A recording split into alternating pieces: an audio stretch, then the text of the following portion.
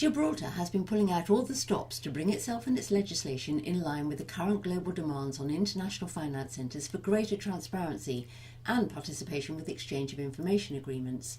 Positioned as it is as the gateway to the Mediterranean basin straddling two continents, Africa and Europe, the ROC is unique for being both part of the EU in its own right and benefiting from the protection of being a British Crown dependency. I met up with Chief Minister Fabian Picardo in his office to hear more about this territory's relationships with key neighbours. Chief Minister, let's start with the sovereignty issue. What's the situation with Spain's continuing claim on the ROC? Well, it's unfortunate that Spain continues to think that just because she lost Gibraltar 308 years ago and signed away title to it 300 years ago under the European Peace Treaty signed at Utrecht, that there is a good reason why the will of the people of Gibraltar to remain British should not today be the final determinant issue or the final determinant factor in what the sovereignty of Gibraltar should be. They seem to think that by repeating their claim consistently that it might somehow get some legal or political credibility. The fact of the matter is the people of Gibraltar know what the political future they want is, and that is for Gibraltar to remain British. And that is what the future of Gibraltar will be, what the people of Gibraltar wish it to be. Of course, political stability is paramount for international finance centres. In what way does the wrangling that's going on inside the UK's current government over the UK's continuing member status within the EU, in what way does that hinder Gibraltar's standing, reputation and business prospects? We don't think to any great extent the debate in the United Kingdom is affecting Gibraltar today. You've got three-party leaders in the United Kingdom, Mr Cameron, Mr Miliband and Mr Clegg, all of them saying that the future of the United Kingdom is in Europe.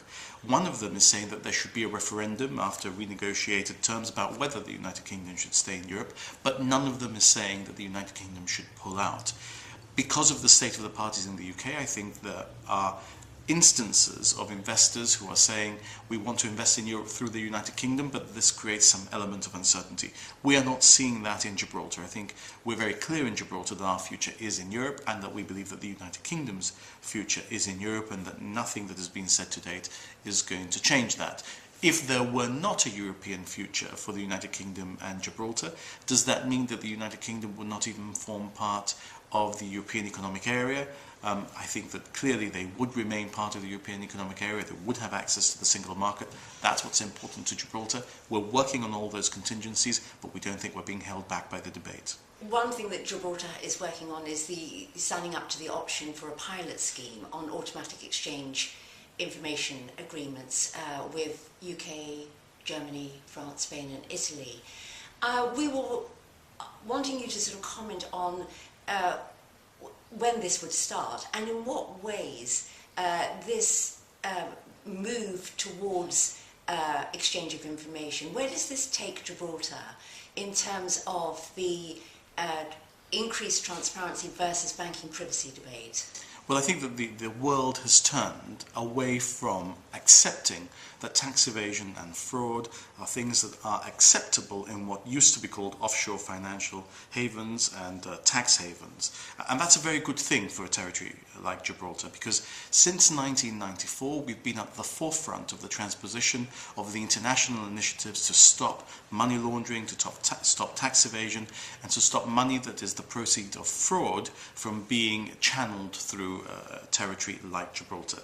What is happening now, as far as we are concerned, is that the United Kingdom is finally calling for a level playing field, not just across United Kingdom dependencies and overseas territories, but across the world. We think that's a very good thing. Gibraltar's a European territory that's been complying with European rules now for many years. I'm very proud that in the 18 months that I've been in government, I've ensured that Gibraltar has come up to date on all its European obligations, in particular those that relate to financial services. Gibraltar has therefore always been at the forefront of the debate that tax evasion is a thing of the past, must be a thing of the past, and financial services centres that are serious about the structuring work that they do should have nothing to do with that money. It's about time that the rest of the member states of the European Union, not just overseas territories, member states of the European Union should sign up to that agenda, and that we should demand the same from the rest of the world. That's the level playing field Gibraltar's been baying for many years.